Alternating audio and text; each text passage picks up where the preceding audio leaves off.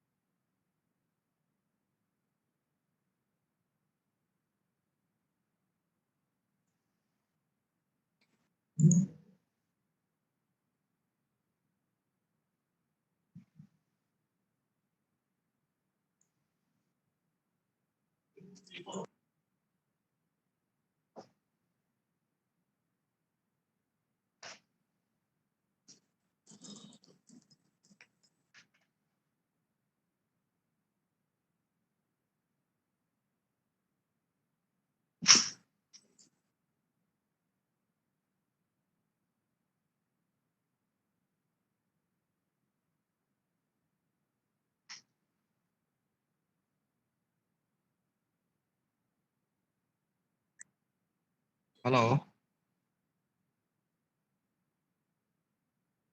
Hello. जी Hello. Sir Yeah. हाँ जी sir voice quality is perfectly okay sir Okay, due to good. Some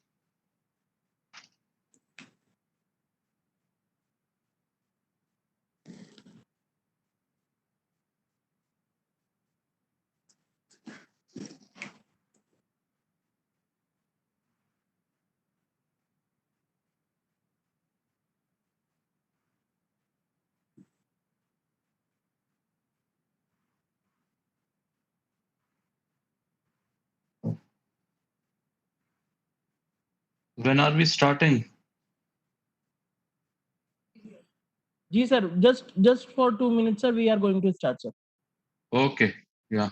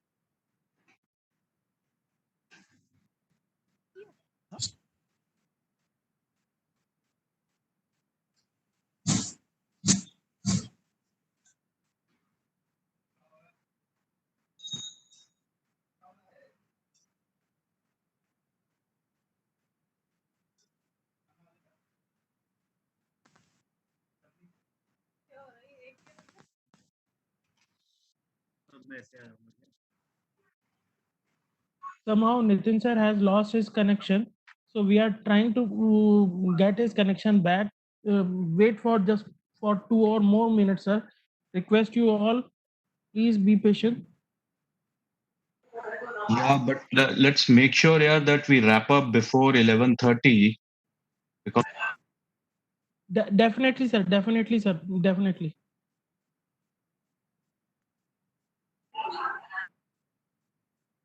now we are starting almost 20 minutes late. So let's make sure that. So I assure you that it will be never happen in future like this, because some technical mistake was happened from our side, sir. I apology for on behalf of VGU VIT family.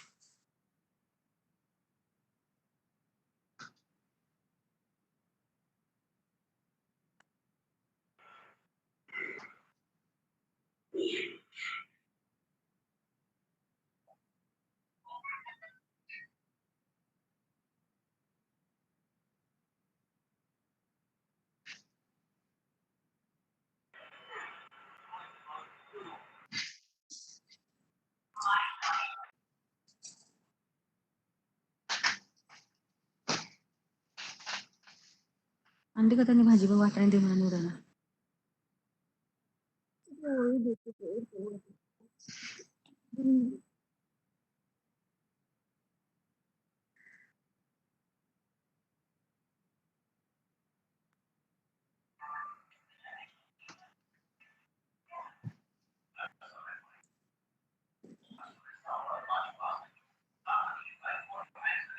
I sincerely apologize for the tech difficulty at my end. And I can see the notes are also on the screen. All the panelists have joined us. And apology to all our viewers as well for the inconvenience that was being caused. The technical limitation at the end. Nonetheless, it's 20 minutes ahead, but still, because we are all in the good cause, we are all in the good mood, and we are all here for a wonderful, wonderful reason. Namaste and welcome to all our viewers across the globe. Dear friends and dear students, the virtual learning platform of Vivekananda Global University. Today we are starting off with a very unique, a 3-day long, very unique of its kind, Managers for New Normal, a managerial online life being conceptualized and promoted by Department of Management Studies, Vivekananda Global University. My name is Nitin. I'm the head of Department for Training and Placement at Vivekananda Global University. Since the inception of term business in academia and healthcare, these two have been by far the only recession-free industries. But this is unfortunately not true in the current times. Across the globe, the leading institutions and the senior-most academicians have accepted the fact that this pandemic has not left education unbarred. To deal with this, academia is not just profit-driven. There's a huge responsibility to strengthen and make an educated society. To continue doing the same, we need to learn the art of living the new normal. And the Education 4.0 revolution is to be reinstated and taken well care of. So today, with the purpose, we've all gathered here on the virtual learning platform of Vivekananda Global University in the company of renowned experts to discuss the new age learning, blended learning. Can I please request my tech team to help me introduce and welcome all our panelists? Namely, I would want to introduce you all to Mr. Vinod Sood. Mr. Vinod Sood is there with us on the camera. Hello and welcome, sir. A very quick Hello. introduction if I put off Vinod, sir. Mr. Vinod Sood is currently the managing director for a leading IT and research and development organization called Hughes Systech Corporation. He's also on the board of Hughes Communications India. Mr. Vinod Sood is a man who have so far mentored hundreds and thousands of startups in the country. To name the most promising ones who've made a flag name into the business world is Oyo. Oyo Rooms was being very cleanly and closely mentored by Vinod sir. He's also the chair for the North Region Committee at NASSCOM, and so on and so forth. He's also in the Thai chapter member and have several other association with CII and other leading bodies and uh, institutional bodies who govern the policy making. Next with us is Mr. Raghavan. Next on the screen is Colonel Rajiv Bhargava, a leading and a very senior academician of the country. Colonel Rajiv Bhargava is currently the Associate Director with the renowned business school IIM-B. Currently, he's an Associate Director in the Munjal Institute for Global Manufacturing at the Punch Lloyd Institute of Infrastructure at ISB, the two institutes set up at MIT as an associate partner. Colonel Rajiv Bhargava is a prolific writer and has authored a book on defense outset. He has also served the Indian Army. Next with us on the panel is Mr. Raghavan Santhanam. Mr. Raghavan Santhanam is again a veteran in the industry, a celebrated name in the business. He had brought about a lot of transformations when he was working with Standard Chartered Bank. Last, he was at the position of country head, taking care of supply chain management in Standard Chartered Bank in India and Nepal. Next with us is Mr. Niraj Agarwal. Mr. Niraj Agarwal is a chartered accountant by profession and is currently designated as the Associate Director in Finance with KPMG Global Services. He's also an IIM Bangalore alumni. And last but never the least, we have our very own star alumni, Mr. Masood Khan. Mr. Masood is currently working as a contract specialist with more than 9 years of experience in creating, reviewing, and monitoring different types of US government and other international offices, contract and performing variety of contract management related activities. This is the panel we have for the discussion of blended learning today. Welcome to everyone. To begin the session, I would like to start up by getting the term most easily explained to all our viewers. And for the same, may I please request the senior academician with us, Colonel Rajiv Bhargava, to please open the show and let everyone understand what basically blended learning means in the simplest, most way. Is flipped classroom model supportive for the new age management professional education institutions? Colonel Rajiv. Okay, thank you, Nitin, and thank you for the opportunity to make my presentation here. And I am going to be quite brief, knowing that we have lost around almost 30 minutes. Yeah, so the very, if I can say it in the most simplest terms, a blended learning is a combination of online courses and class instructions. And the idea of blended learning is that some students can benefit from doing part of their learning in a digital environment and part of it face to face. So there is a host of technological platforms and other technologies that are available, which we will discuss as the time goes on. But blended learning has proved to be the disruptive aspect which has come in today. And come 2030, I can assure you that every student will have, along with them, an artificial intelligence companion who will guide them with everything in terms of from understanding a subject to giving a response to do the scoring, except for writing the, that you have to do yourself. But other than that, that's there to help them. So, of course, if you see flipped classrooms, they are definitely a part of blended learning. And I would, in a very simple way, give that flip. What exactly is a flipped classroom? See, in your normal classroom, what happens? You learn in the class and do your homework at home.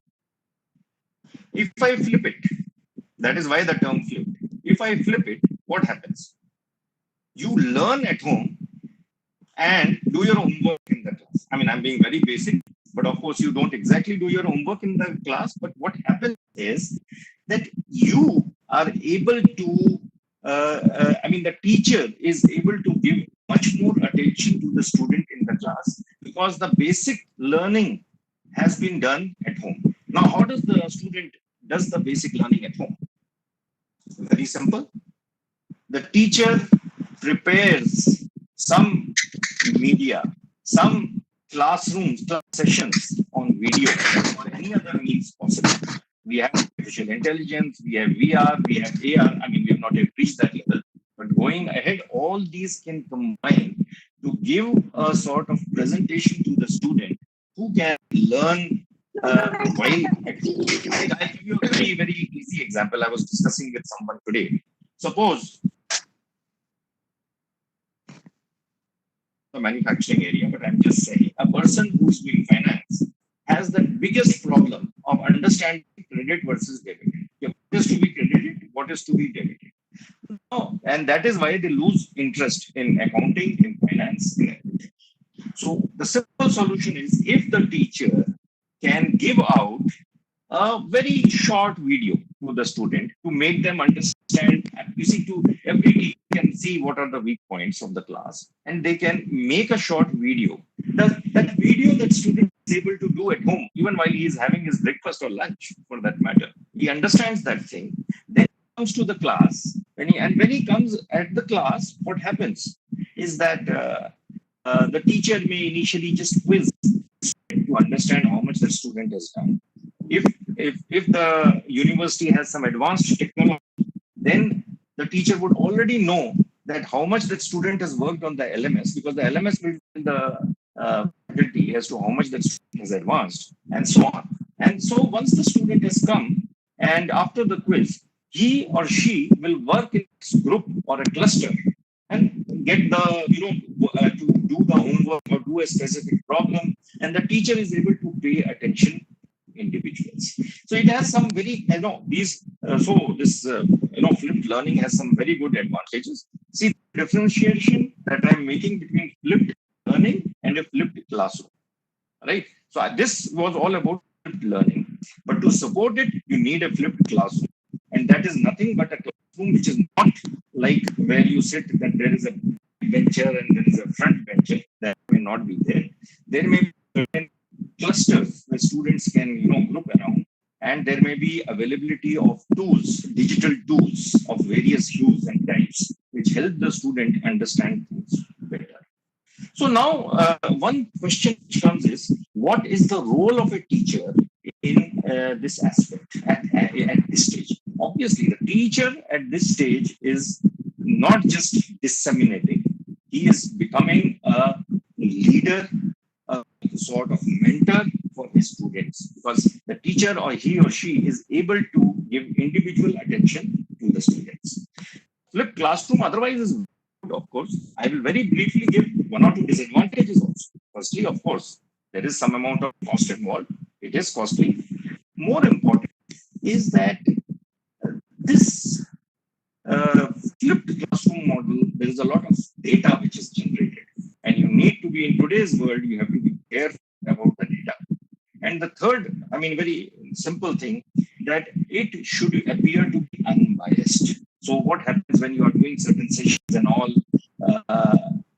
if you bought from a foreign country some software, they are automatically at times aligned to the skin color or to other things or other such aspects. It impacts the students, and of course some students may not have the wherewithal for the internet or other things at home. So these are some of the things.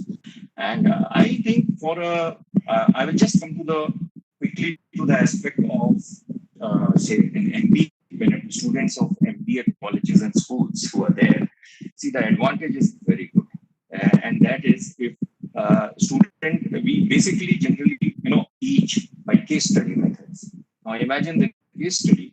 The students can be taught basics of the case study by a video or something which can be provided, synchronous learning, which can be done by the student at home. And when they come to the classroom, the teacher straight away jumps into the aspect of what are the learnings. So there is a lot of time saved. There is a lot of off-site learning which takes place, and the teacher is able to focus more. Yeah. So this is about blended learning and flipped classrooms. Yeah, Nitin. Thank you, Colonel Rajiv, for very simplistically making us understand that what are the shortcomings, what are the limitations, and what are the leverages of using the digital platform when it comes to professional learning, and how this could be useful for the upcoming future of these students. Getting down to Vinod sir, Education 4.0 is absolutely a parallel revolution to follow alongside Industry 4.0. You are a senior industry leader, have seen industry in and out for 3 decades now, and of course you are also on board of several other leading educational institutions, specifically management educational institutions. What is your take on this? How is the corporate going to take this Education 4.0, this blended learning pedagogy being now implemented in new age business school? Is it going to come as a boon to them that now there'll be better management professionals, tailor-made management professionals available? Because academia and institution go hand in hand. What's your take on this from industry perspective?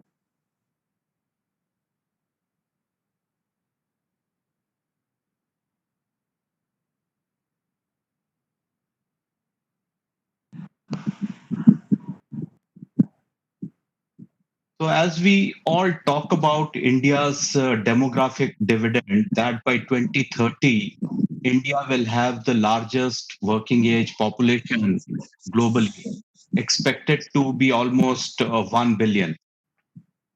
But with our spend on higher education at less than 1.5% of our GDP, this demographic dividend may turn into a disaster unless we find ways to make education accessible to a large population at affordable cost and make skill development of masses a mission.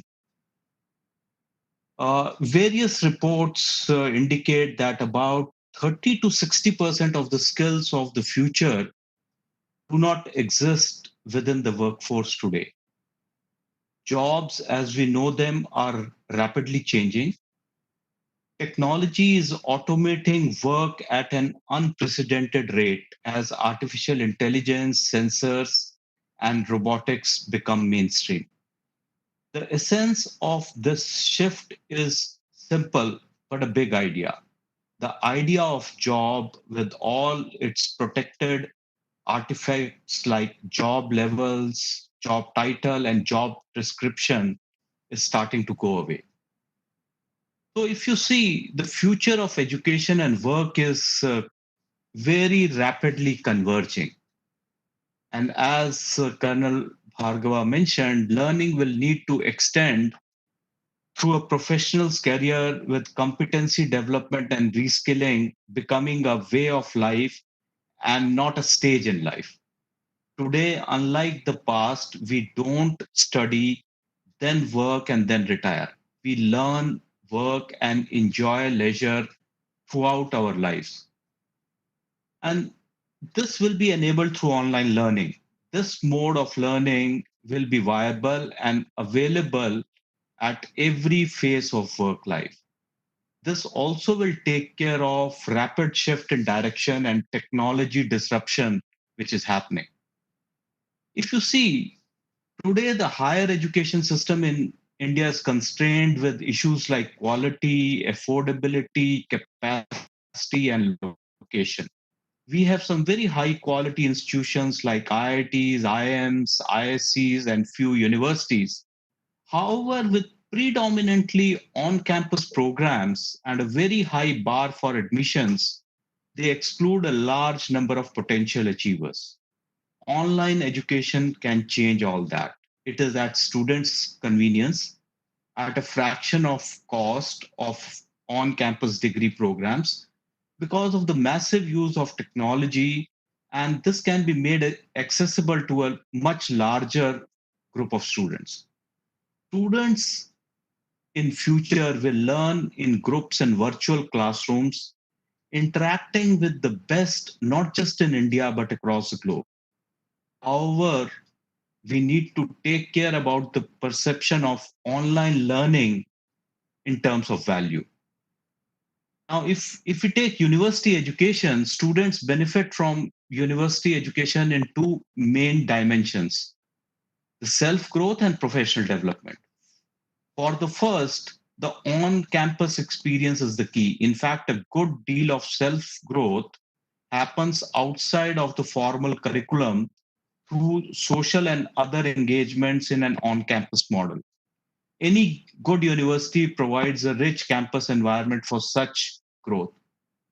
Professional development is the focus of the formal curriculum.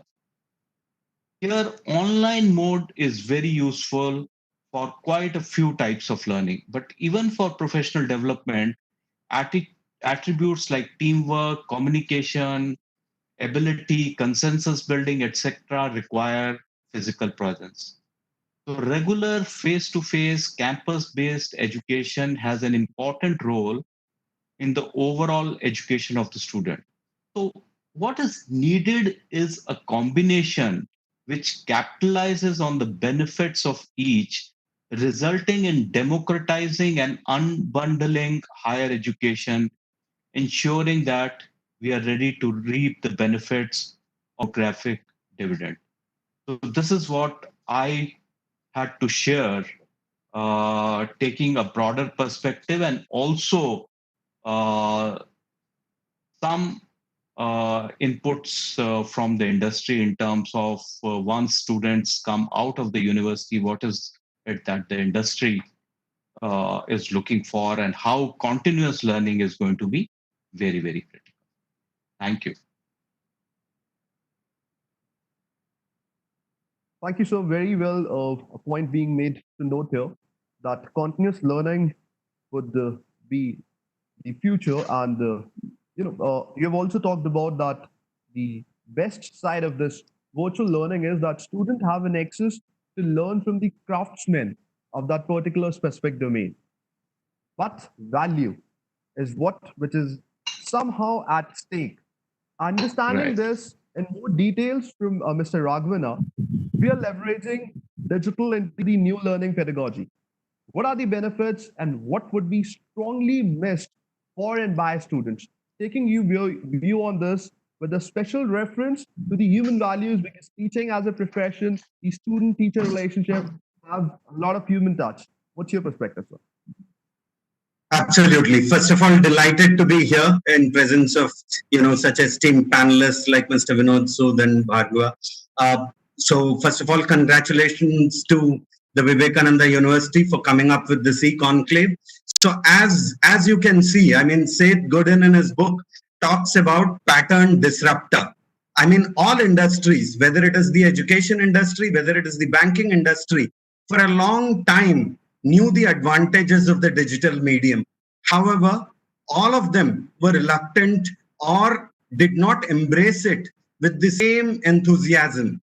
So sometimes you need a disruption. And I think the positive thing about COVID is that it has forced everyone to go on mass digitalization.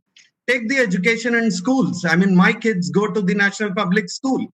Till date, the curriculum, even in the classes, was always instructor-led.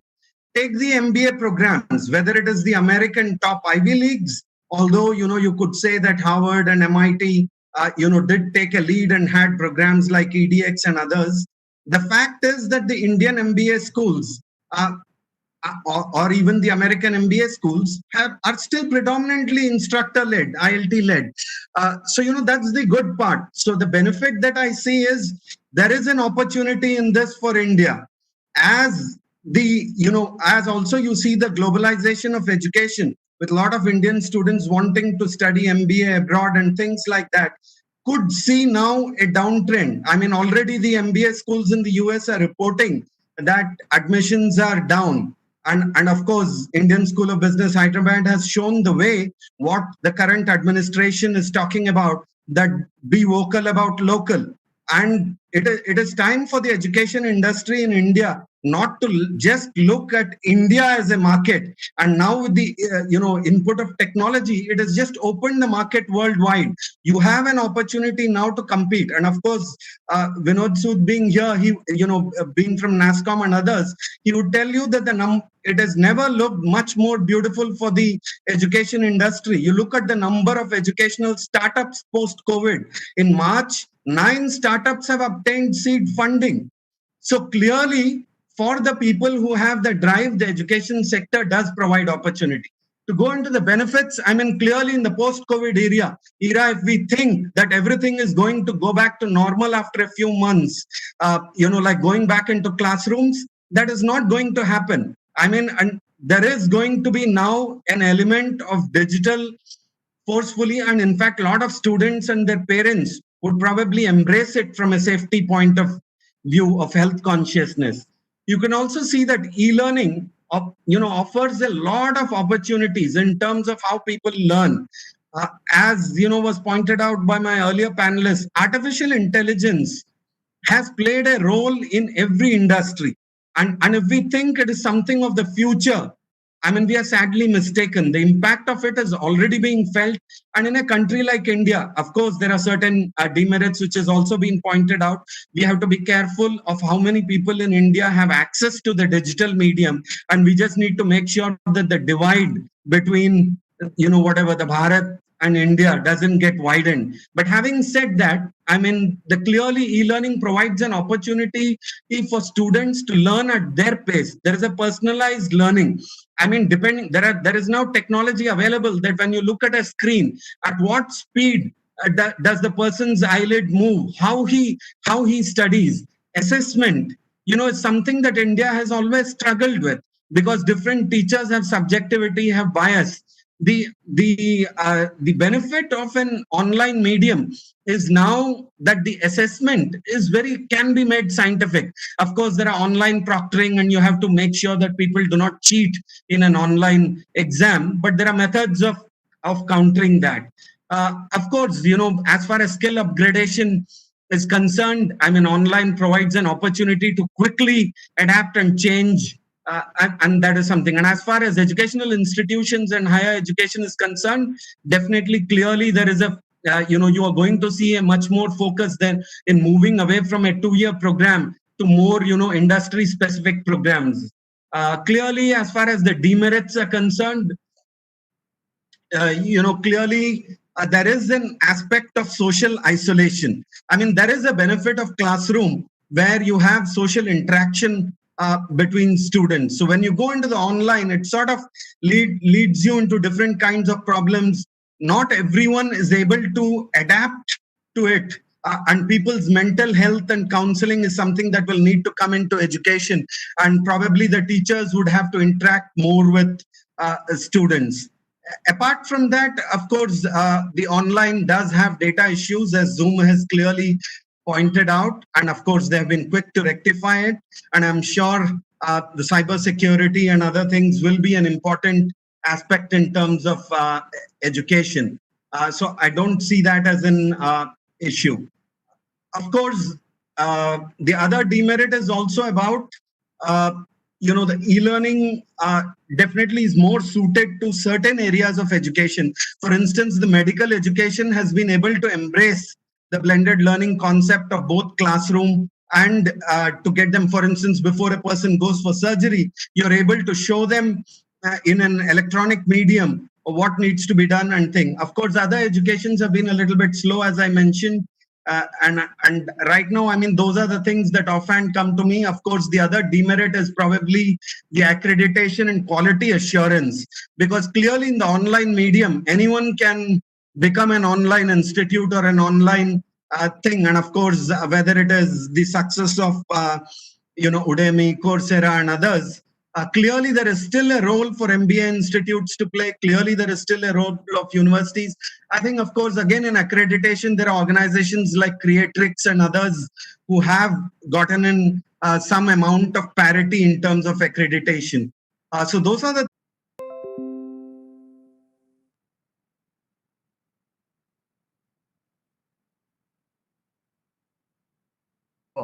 You are an alumni of a leading B school. I am alumni. You are now a part of Big Four. Any management student dream? Taking your opinion about this road from B school to Big Four.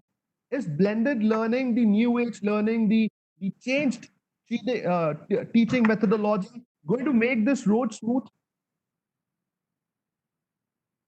Thanks, Nathan. I would start with, as Mr. Sood, Mr. Bhargava, or Mr. Raghavan alluded to, that, blended learning is something that is going to stay, and traditional learning has to undergo a change.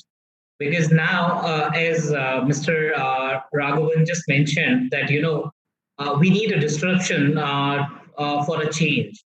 So, you know, now the education institution and industry, to the extent, is now, is more ready to accept that the digital way of working or the digital education is something that can work. Earlier we were all reluctant to, accept that the can we work from home, or the 100% of our workforce can it work from home, and especially in the industry which is more, customer for facing. That's where we always used to have a challenge. So when it comes to, I would say, whether it's going to be a smooth way, to the big force, or for the students, I would say yes. The only, challenge I feel is going to be is ensuring the quality of, the institutions wherein they are accrediting the students. But again, the online education, it is useful. We are doing a lot of e-learnings. The instructor-led learnings is going to change, but ensuring the quality is going to be very, very crucial. And at the same time, as Mr. Sood alluded to, is that, e-learning is something. Yes, it is cost efficient. It will be flexible. One can do this at their own pace. But what it will not bring is the teamwork. If I have to do a case study, and if I need four, colleagues or four other, students to be able to joining the hands together, that is something is going to be a challenge. So those are the things, we need to keep in mind while thinking or looking at the blended learning. But certainly that is the next big step forward. Thanks. That's all I wanted to share on this one. Right. So no institution can, for that matter, elude themselves from this new age learning. We have to introduce, and that's the way forward. And of course, that's a good news for the students also to follow. Bringing me to the star alumni who's there in this panel with us, Masood. Masood, taking in your perspective about, a very, very heartfelt perspective I want from your end, because there are a lot of student viewers, there are a lot of juniors, who would want to have your opinion on this. What role does the institution have to play in the forming of the career of a student, specifically in a B school? A B school like ours, a new age B school, established B school. I would want your experiences to be shared uncut.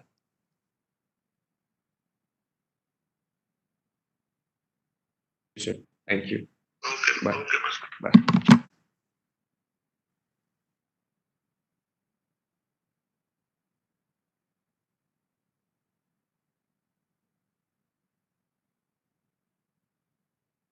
I'll repeat my question to Mr. Masood. Hello, Masood, am I clear? Yes, sir. I'm clear. Good morning. Right. So, right. Have you got the question which I want from you? Can you please repeat, sir? I just lost connection. I would definitely. So, you are one of our star alumni, and we have a lot of student viewers out here for this E-Conclave we are entering for the moment. Wanting to understand from your side, what is the role, very precisely the role of a B school in the career making or in paving the career foundation of a student from the very starting up till the very gateway entry of a student into the corporate world? Share your experiences. Yeah. Thank you, Mr. Nathan. First of all, good morning from Kabul. I would again say thank you for the VGU management team, especially Mr. Pankaj Mil, my supervisor, who was I had great experience with our management team. Thank you, tech team, and of course, respected panelists. I was closely hearing their valuable comments. Thank you so much. So coming to the question, I would quote my answer. I will not take more time being in front of all respected panelists. Throughout our lives, we play many roles. We are students at some point, employees, consumers, citizens, and parents. To name a few, the fulfillment of these life roles is dependent on education generally and career education specifically. So, career education can help shape our prospects of leading productive, self sustaining, and satisfying lives. Educational institutions play a key role in the career development of its students. I would give my example when I joined VGU back in 2017, being a PhD scholar. I would say they influenced your student values, their attitudes, and of course, your career choices. These institutions, or VGU specifically, work collaboratively with parents, community members, and employers, of course, to prepare them for the multiple roles that they will have during their lives. It has motivated students to dream and visualize their role and place in society. As today's topic entitles Managing Blending Learning, so to describe the role of institutions in creating career path of students through blending or hybrid educational learning, an institution of its students through increased self-awareness, preparing job opportunities, could be on the campus or off the campus.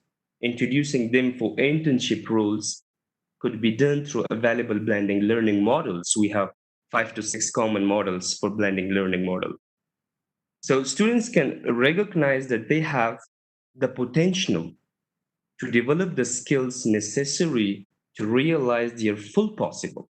Ultimately, everyone benefits. So there is a win-win. The students, institutions, and society as a whole. At the end, I would say that the career development must become an educational imperative. Being a scholar or being a student of VGU, I would also present VGU a career path imperative for all students. Thank you, Mr. Nathan.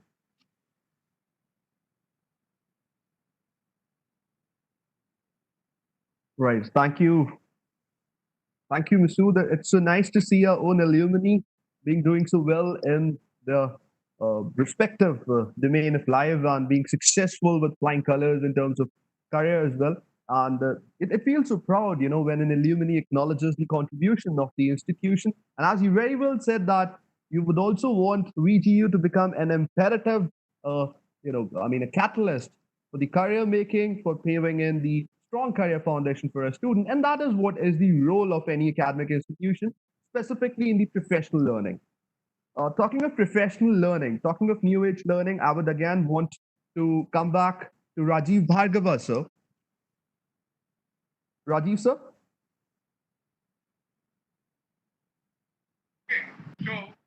Right. Thank you. Just wanted to check if I'm right. So I would here want to take your idea and your opinion about, as Mr. Raghavan was also talking about, how the role of edtech company is going to play a role in the new age of learning, and how do you think the dimensions of teacher and student relationship? Masood have also just talked about that. The institution have a very important role in making a career foundation of the student. So this human touch is going to be missing probably in this virtual learning. So how do you think this shift being accepted, and is it a paradigm shift in the teacher-student relationship, and what impact and what effects is it going to have? Okay, Nitin. Yeah, that's a very good question. And let me just paint a story. I think the best way to learn anything is through a story. So let us move to the year 2030, right? So 2030, still with Vivekananda University. Now in Vivekananda University, in the BTech, one of the classes that is to be taught is about quantum computing. Say, 2030, teaching about quantum computing. It is quantum computing is one of the most difficult level to master. Why? Because mentally to understand. Because see, what happens is in normal computer you can either have a 1 or a 0, but in quantum computing there are quants which have values which are between 0 and 1, depending upon the position in which they are lying at the end of the session or whatever. So it's a very difficult thing to understand, very difficult to visualize and understand in a three-dimensional way. So see how things can work out. So then we come across something known as an LXD. Now you will say, what is this LXD? Is it a glorified form of LXD? No, it would be somebody who is a learning behavior designer, learning experience designer. Now this learning experience designer is a person who would be on the role of the university in say 2030 and who will use user experience. He will use design methodology. There would be certain librarians, there would be faculty developers, there would be learning scientists with whom he will interact, understand what is the requirement.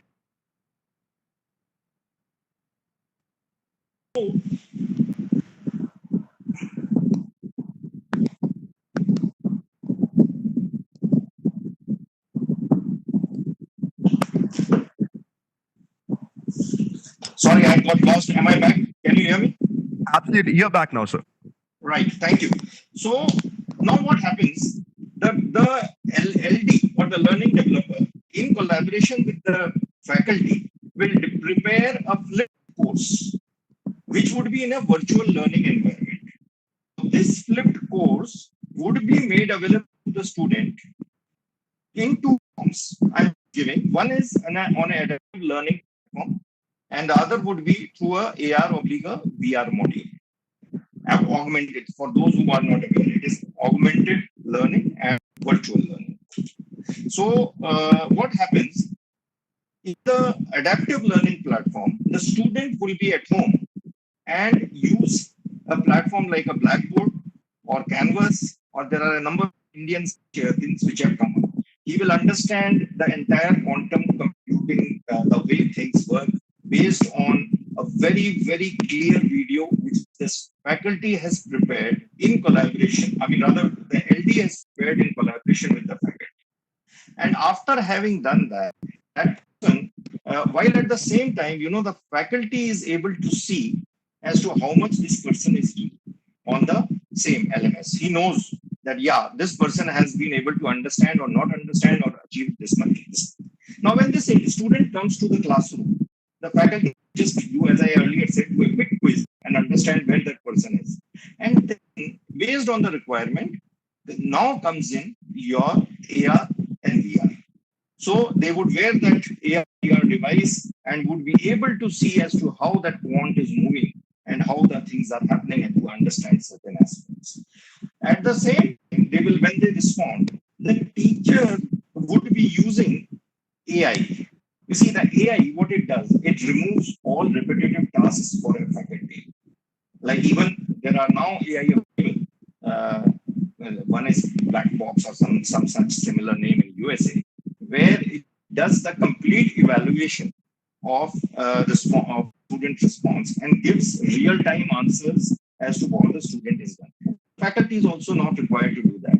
Now, faculty is now totally focused on what the student, how the student is learning.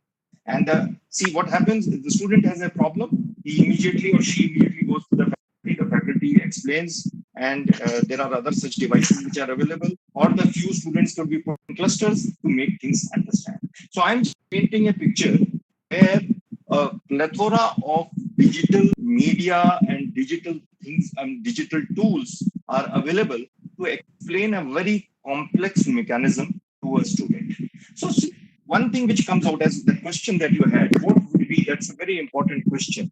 What would the relationship between a faculty and the students in the coming times. So the introduction of this technology will ensure that the instructor is not just for content delivery in the form of lectures. The instructor is now a leader and a coach of the students. He or she has now sufficient time to meet and talk individual students and understand things for the better.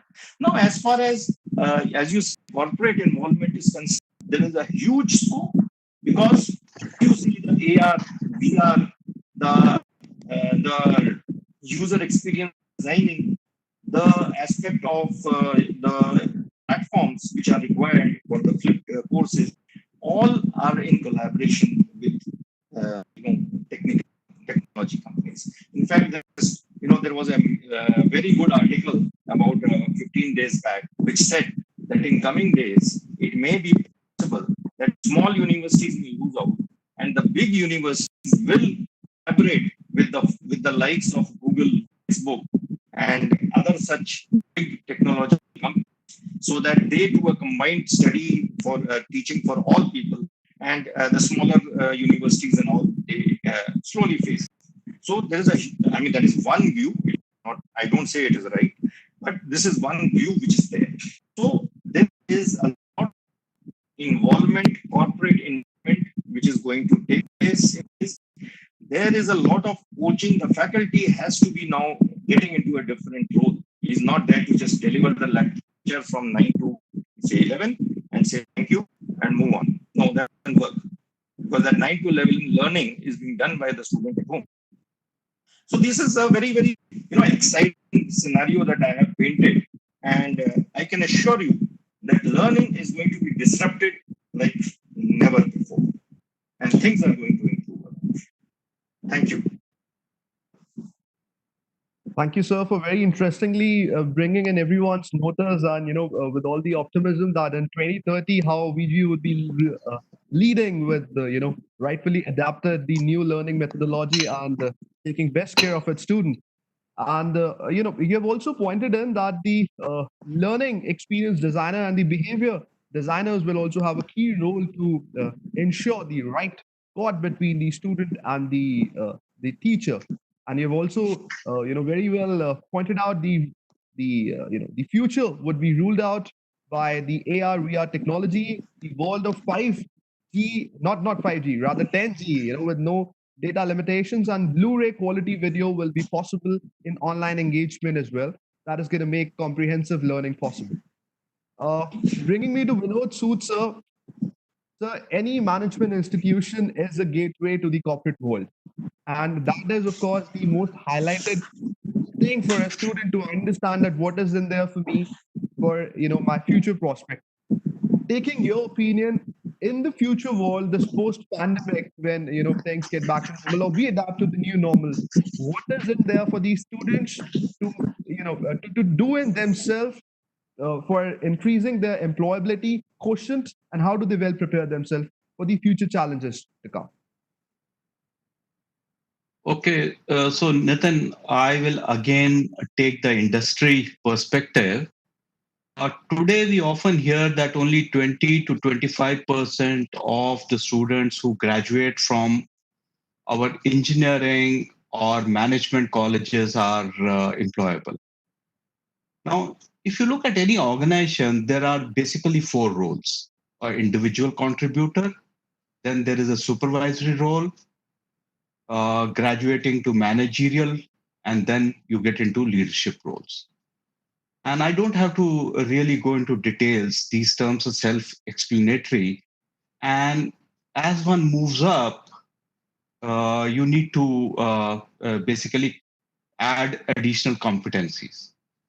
Now, to do well in all these roles, many skills other than the technical skills are needed. And these are self-management, team working, empathy, communication, emotional intelligence, problem solving skills, conflict resolution, having a global perspective, understanding and being sensitive to the cultures and values of colleagues across the globe, appreciating gender diversity and the ability to connect the dots in the larger environment, and preparing your team and your organization for the coming challenges. So these are the kind of skills which are needed. And what I feel is that in addition to what is being taught in the engineering and management schools, some basic courses in arts and humanities will definitely equip our students with exposure and understanding to meet and acquire these above skills. Arts and humanities, they help us understand others through their languages, histories, and culture.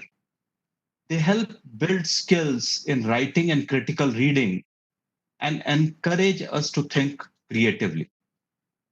They also teach us to ask questions about the world and its people, which helps in fostering understanding across barriers of race, gender, or ethnicity, and gives a student wide exposure and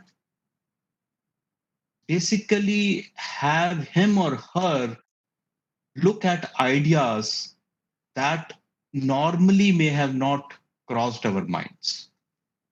So, this is something which is very, very, I think, going to be useful. Another perspective which I want to share is that technology is now becoming core of any industry. Earlier, technology or IT was a support function, whereas now software and technology is the foundation on which many industries are being disrupted. So tech is going to drive efficiencies and transform customer experience. The new frontiers of AI are to get computers to mimic human tasks, be it writing poetry or fiction, understanding human behavior, create art, or interpret languages and gestures. Now, all this will require a strong grounding in both sciences and humanities. So, what I would like to say is that our educational institutes or institutes of higher learning should also look at education and their course curriculum from this perspective and see what changes need to be made, what new courses need to be introduced to meet some of these needs, which are going to be the order in the coming years. Thank you. Thank you, Vinod sir. A very important point for all our student viewers and the aspiring MBA students that there are four. Categorically, you've mentioned that there are four roles in any organization. You can contribute individually at the supervisor level, at the managerial level, and the leadership level. For all these management students who would be the future managers, and that's what we are discussing, the future managers, their role. So they need to contribute individually and, of course, in the team. They need to learn how to connect the dots, and the institutions also have to take a keen note of bringing in the human values, the creative thinking into the students, the enterprise, environment, and creating an environment for interdisciplinary learning as well, arts and humanities, as we have talked about. And so for the higher educational institution, need to adapt to the new curriculum as well. Thank you, sir. Taking me to Raghavan, sir. So you are a veteran in the industry. You have been at senior positions in IBM. You've been the global business head for Tech Mahindra, some of country's leading organization, and yes, the country head for Standard Chartered Bank. I would like, in continuation to Vinod Sood, sir, I would like to understand from your side as well that what are the emerging sectors for our future managers? Because that's what we are discussing here, the managers for the new normal. What are the most promising sectors coming out of this pandemic, and how employment dynamics are to be changing post this COVID? Sure. I mean, one thing that COVID has done to India, specifically, even if we focus on India. I mean, take a look at the discourse in newspapers, television, everywhere. I mean, would you have imagined that each of the politician, irrespective of the political party in every state, today talks about data? Everyone talks about data analytics. Everyone talks about balance scorecards. Everyone talks about RAG status, things which you would have associated with the corporate world.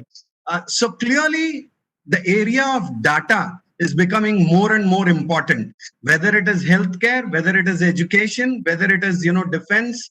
I clearly see the focus on data analytics becoming more and more important. And as, Mr. Sood also pointed out, clearly the MBA curriculum, whether in the United States or India, has always been following a very staid classic model of a 2-year MBA program with, the first semester and all going through the basics of what they probably a student should already have done before, being on the same page and coming to the MBA curriculum. I see that, happening. So as far as the sectors, since you spoke, I mean, clearly MBAs have always focused on analytical skills, but clearly the ability of a student, not so much as data, but how to interpret data is going to become more important. So clearly there is going to be a focus on that. Needless to say that digital disruption is there to stay in every industry. I mean, if you take a look at what even the Indian government has been doing of late, I mean, there has been a big push on Digital India. Even if you ignore that for a moment, take agriculture, ENAM as a platform, they're trying to make to change the whole thing. So clearly digital disruption, whether it is agriculture, whether it is, clearly supply chain, I don't have to mention. I mean, every node of the supply chain, you can see it in day-to-day life, whether it is Amazon, Alexa, things like that. So clearly digital transformation skills are something I think more and more management schools are going to focus on that. It is, they're already there, but I think it will increase. That's going to be a focus. I mean, artificial intelligence, digital strategy, focusing not just on the brick and mortar, how to incorporate a digital strategy, keeping the end consumer in mind, not just purely from a technology basis, how you can use digital to change business models is something I think you will see more and more thing. You can clearly see Wharton alumni have recently donated $5 million to take a look at artificial intelligence for the business course. So I don't have to stress on that, but clearly if you see even in the post-COVID area, post-COVID era, there are some industries which are absolutely, even post-COVID, they are not going to see a decline. I mean, you can clearly see one is the telecom sector. I mean, the data usage has just gone through the roof. IT and IT services companies, I don't see them being impacted. Take healthcare, agreed, you might not see such a big bump, but definitely, healthcare, you are going to see people more conscious about the health. So healthcare is there. As far as, streaming and things like that, media industry could see a bump. Of course, there are certain industries that are going to see some downfall, whether it is the aviation sector, whether it is, the restaurant and hospitality industry. But that is where one needs to be creative on how you can use technology to change your business model. For instance, the banking industry, take a look at how it has evolved. I mean, it used to be branches were important, physical branches, moved to mobile banking. Now it is moving to an era where it's going a step ahead, and India is taking the lead. Frankly, the Indian government and Indian regulators have done a fantastic job with UPI, and now you're going to see something called Sehmati coming in, which is going to leapfrog the digital banking. So in terms of industries, that's what I touched upon. Clearly, in terms of, I think your other question was about, what would be, how would the employment dynamics change? See, I mean, clearly, I don't want to sugarcoat it. There is definitely going to be an, as far as people coming out of these schools, you are going to see a certain depth in hiring. I mean, then after spending about 12 years in the industry, I went for my MBA in 2001 to America. I used to work in India and Indonesia, and then I went. I landed in America on August 8th. to pursue my MBA at Emory University. And on September 11th, the Twin Towers were hit in America. So you can imagine how the internships and the full-time employment was impacted. But that doesn't mean that it is all bad news. I mean, clearly the role of a good MBA program or the role of a good management program is to not just teach you the hard skills, but to make you resilient. How do you bounce back even from things? So clearly, I mean, internships, people just have to be willing to accept a lot of, online internships and digital internships. When it comes to full-time placements, be clear that your resume and what you're able to project, and this is where the soft skills come into play. And how do you project yourself? How do you brand yourself? I mean, it's always been a topic that MBAs have focused on. Probably that will be done more. Clearly, the other areas that where people would be focusing a lot is again the education industry. A lot of startups, and I know Mr. Vinod Sood is there, and clearly a lot of Indian government's focus has been on job and wealth creation. Not to say that it has gone according to plan or anything, but clearly the thought process is, could the educational institutes not just be focused on training their students to get jobs in investment banking, jobs in consulting, which will still be there, but clearly the numbers are going to go down. So how would you go into, launching your own startups? How do you develop entrepreneurial skills in your students? I would think that at some point of time, the incubation programs and things like that would again bounce back. Nitin, that's what I had as of now. Thank you, Raghavan sir, for very clearly categorizing that what are the areas which is going to be seen, which are going to be emerging strongly out of this situation, and what are the areas which may see a more strong hit. So, of course, these students need to be more flexible, and resilience is also one quality you've talked about, and that's going to be very, very important. They need to bounce back because there's definitely a slump to follow. We cannot ignore that fact. But how quickly they adapt, how they change, the flexibility is going to be important. And two important takeaways in what you've just said, that data friendliness and the digital literacy will be the most key points which will bring in an impact to the employment quotient of a student. Coming to Niraj Agarwal sir, as Mr. Raghavan was also talking about the internships. So I would like to take your perspective here that good internships are very important, specifically in professional curriculum like management. How do you think that a student can best find the best suitable internship, specifically, with a reference to Big Four? Because those are, of course, one of the key brands and student would want to be a part of, specifically the management student. So very quickly, your opinion on role of internship to get in the student the employment gateway.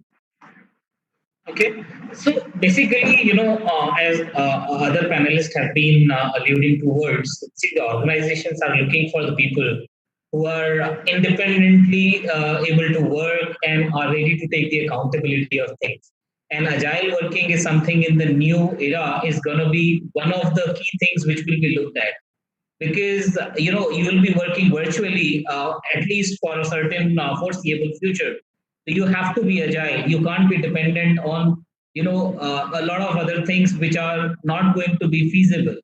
And if I say about the role of the internship, definitely, if I am the interviewer and I have two CVs, one with an internship or one without internship, definitely if other things remains constant, my preference definitely is going to be the candidate who is coming with the preference, coming with the internship.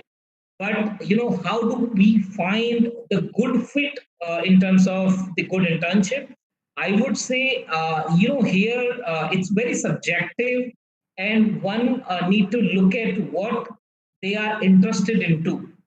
That is the first thing, that is something that has to be looked at. What are you passionate about? What is the area you want to make your career into?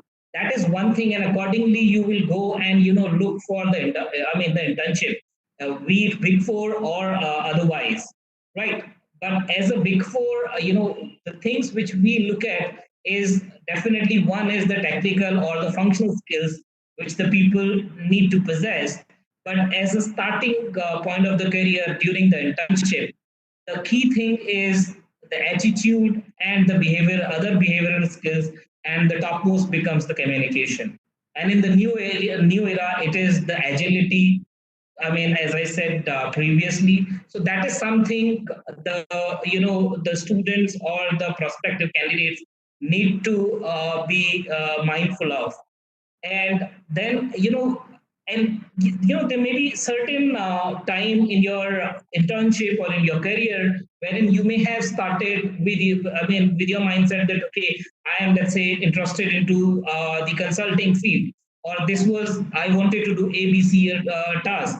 But it may be that when you start doing your internship, when you land into the work, it may not be that you may be doing exact thing which you had anticipated. So you need to be flexible enough to be, adjust and accept the new, these different things or different tasks. And that is something which I would say, increase the employability of the future candidates.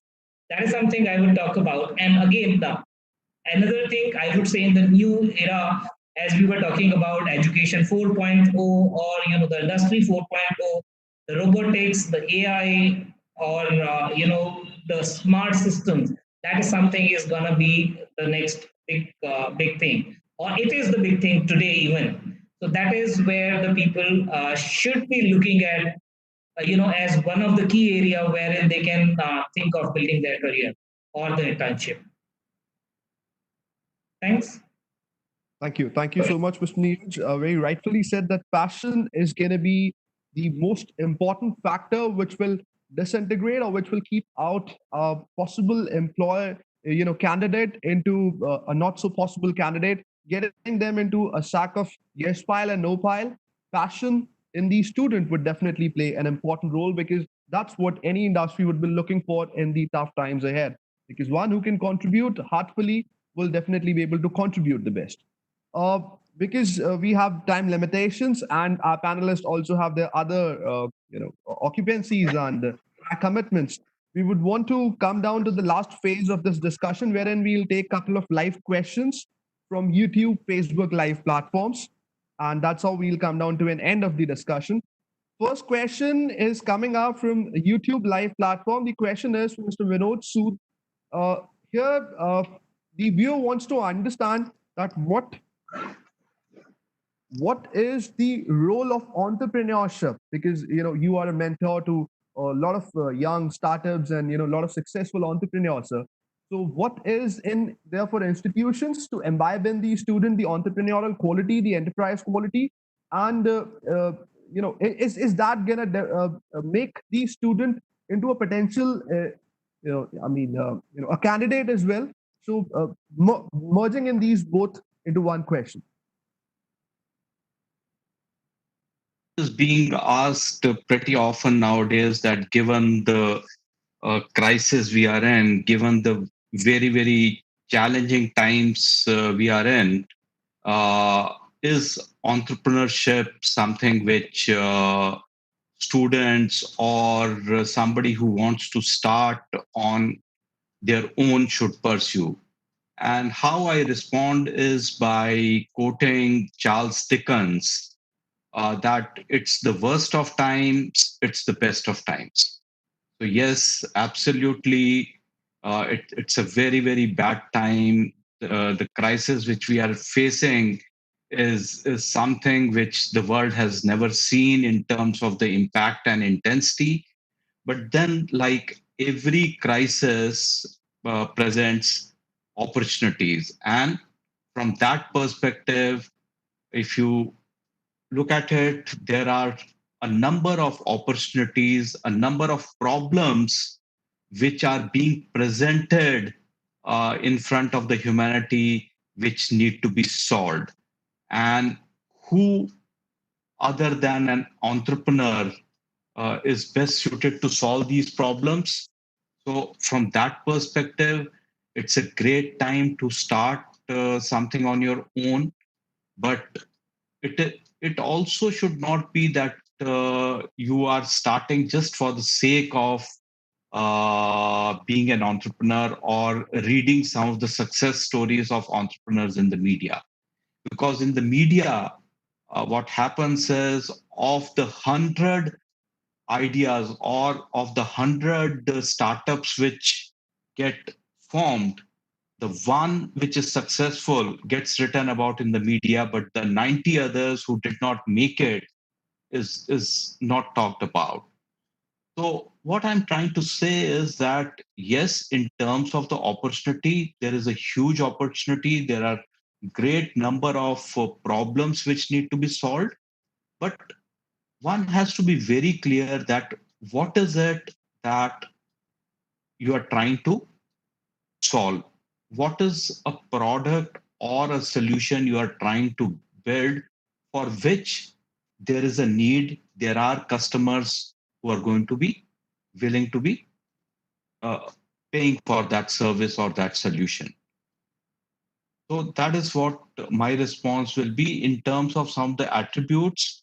It takes time to build any enterprise. So one needs to be patient. One needs to be persistent. There are going to be setbacks. There are going to be failures. But then what is needed is your ability to very quickly stand up, learn from the failure, look at what the customer is saying, what the customer feedback is, quickly change direction and start building the solution or the service which for which there is a big need.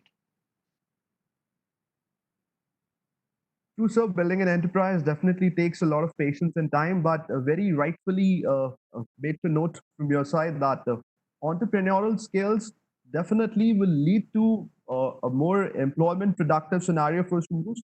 So the institution, the higher education institution, should definitely be focusing upon infusing and imbibing the entrepreneurial skills for making their students more ready for a better tomorrow.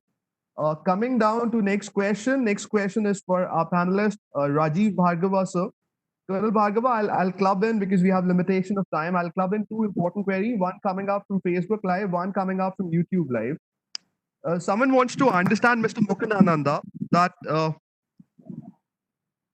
is adaptive learning connected to blended learning? And also would want to understand that being so many options available online, will the traditional classroom teaching methodology come to an end? Will that mark in close to this era? This question is a very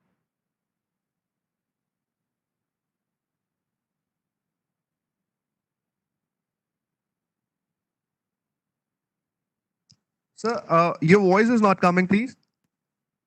So this question reminds me of a very apt simile, which says that will the coming of the Amazons and the Flipkarts and the big bazaars sound the death knell of the store?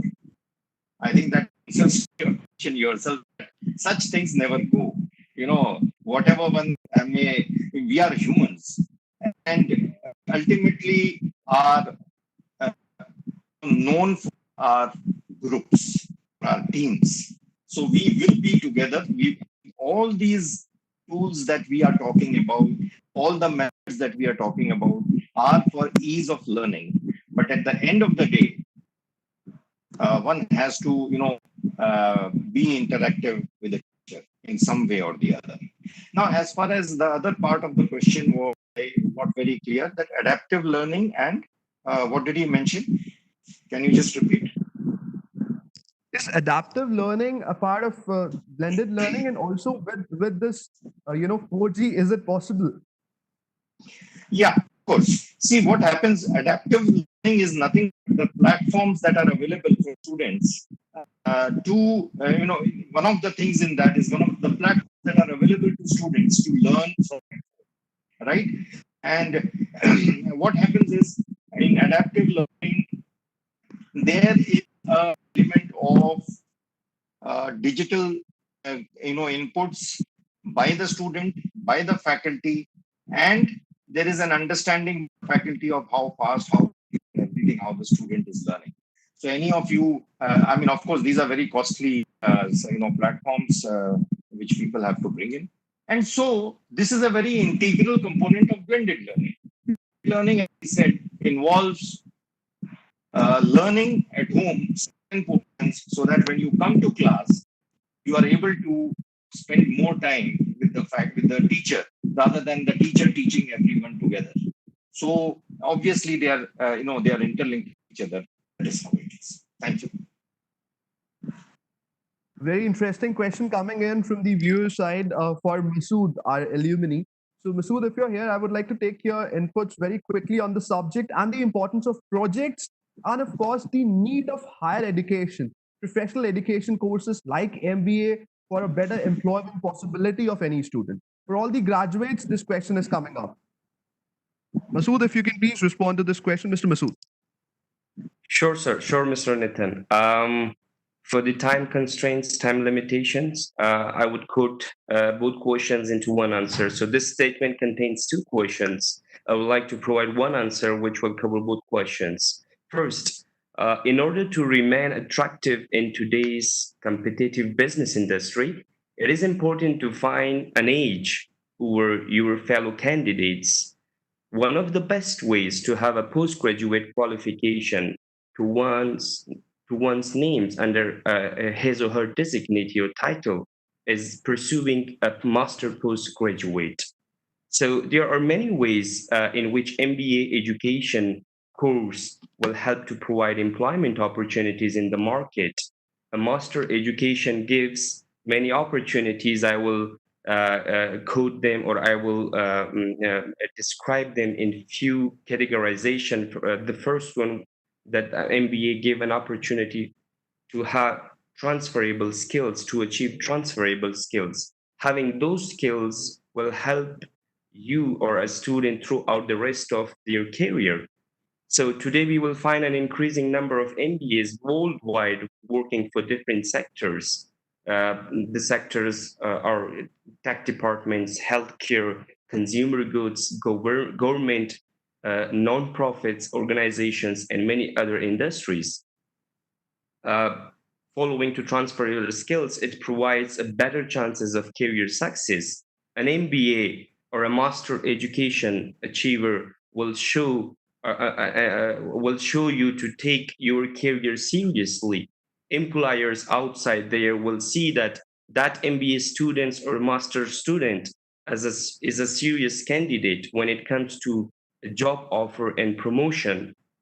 A recent study, but there was a survey done by MBAs, which is Association for Master Degree Holders. They found that only 12.8% of students started their MBA course in a senior management position.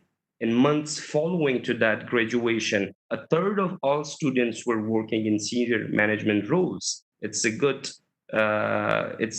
point, a green light for all MBA holders or those who want to pursue these post graduations in master education. As your understanding and expertise develop, you will also open yourself up to the likelihood of a better salary. According to Fortune, an American multinational business magazine, the expected median starting salary for recent MBA graduates in America in 2015 was around 100,000 USD dollar. If we convert it into Indian rupees, it's plus 62,000 Indian rupees per month. It's an awesome amount. So the third point, a stronger understanding of business. An MBA give you a stronger understanding of doing business. An MBA will help to increase your existing bank of knowledge. Students will learn how to apply creative thinking to their work and learn new processes that will help them down the line. It also built your professional and social network. So studying alongside like-minded individuals in the same position as an MBA is designated for the people who are already having some sort of experience in the business. It is very possible that students will have connections that can improve valuable throughout their own career. So this was all what I have collected or quoted both above two questions into these four categories that it will boost these social networks, build professional stuffs while achieving a master degree or an MBA. I hope I correctly quote the answer, Mr. Nathan. Thank you. Very, very correctly, you have submitted the last takeaways for our management students or the graduates, who are aspiring to be the future management students. That employment or entrepreneurship, management is a curriculum to follow that will definitely enhance in the salary perspective, and of course will make these students entrepreneurial for fostering them into the business, probably family-led business, or if they're wanting to enterprise into new business category as well. Very important point being made by Mr. Masood. Because we have time limitation and our guests have their, their predefined occupancies, so we would not want to stretch this further. Thank you, everyone. I would like to take my tech team help here to bring in the e-mementos, presenting them as a mark of gratitude on behalf of Vivekananda Global University to all our wonderful panelists here. We have hundreds and thousands of questions floating in, but unfortunately, we would not be able to take them all. Keeping them probably for the next session tomorrow. We have one more session coming in. All right. Thank you so much, Vinod, sir. It was absolutely a pleasure to have you on the show. Thank you so much for making time. Please accept this on behalf of Vivekananda Global University for being a part of this panel and making this discussion worth it. Thank you very much. And it was my pleasure. And all the best to the students. Thank you.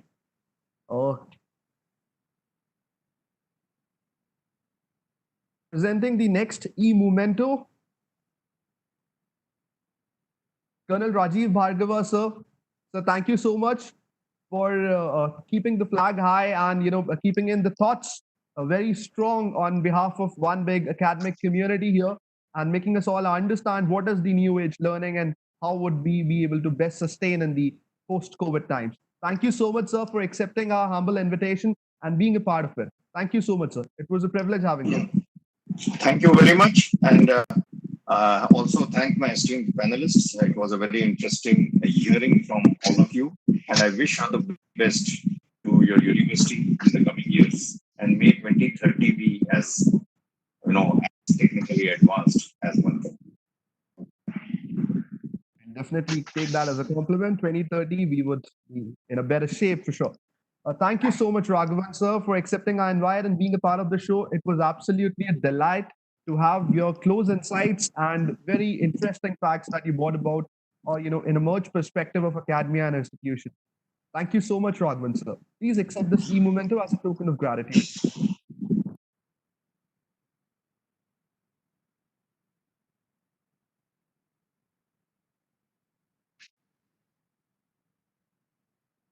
Raghavan, sir, I request you to please accept the e-memento on behalf of Vivekananda Global University as a token of respect for making time and being in the show.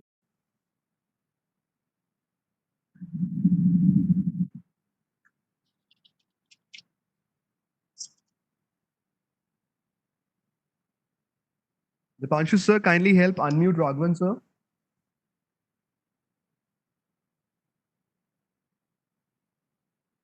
These are already unmuted, sir. Hello, are you able to hear me, Nathan? Audible, sir. Yeah, thank you so much. Sorry about the technical glitch. First of all, delighted to be here. I think, India was always known for its education and universities, be it Nalanda.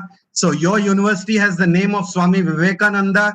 And I think 2020 and the decade ahead is going to be of Vivekananda Global University. All the best to you and hope you shine. Thank you so much for that very motivating remark from your side that, leading it from third, Nalanda to Takshashila to now Vivekananda Global University, we'll keep the flag of education high. Thank you so much, CA Niraj Agarwal, sir, for being a part of this show and making it more interesting and, absolutely delightful for audiences. Thank you so much for being a part of the show and accepting our invite. Thanks, Nitin, and thanks to the other panelists, and all the best to the students. Thank you. Thank you. Thank you so much, sir. And last but never the least, our very own alumni, Mr. Masood Khan. It was a pleasure to see you here at the show. And may you shine more high and make the name of Vivekananda Global University rise high and higher. Thank you so much, Mr. Masood, for joining us here. Despite we know that there are certain challenges at your end, but still you made time. It was very, very wonderful. Appreciate it, sir. I've been proudly feel being family member of the VGU. All the best to my university, and thank you for the panelists. Thank you so much for the listeners that they listen to us. Appreciate it. Thank you. Bringing us to the last phase, I request everyone to switch on their cameras for a group photograph, a screenshot to be captured for the one beautiful memory of this wonderful discussion. Thanks to all the viewers nationally and internationally across the globe who have joined us. An apology for a few technical glitches in the starting. So we had to extend the session for 15 minutes. Also putting up an apology for not being able to take in every possible question due to time limitation. But stay tuned. We have more of it coming up in this one of its kind E-Conclave, Managers for New Normal. Requesting everyone to switch on the camera so we can capture the screen once and for all, keeping the memories close.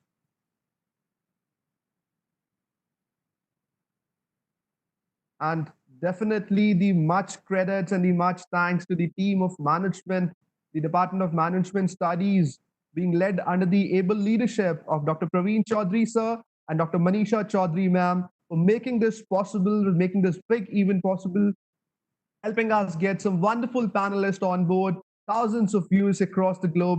Much credits to the Department of Management Studies and much power to the Department of Management Studies, Vivekananda Global University.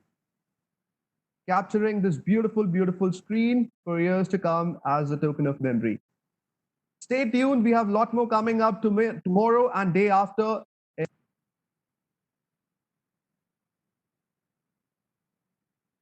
Thank you, everyone. We are signing off for the day. Thank you, everyone, for joining us. Thank you to all the panelists. Thank you. Thank you.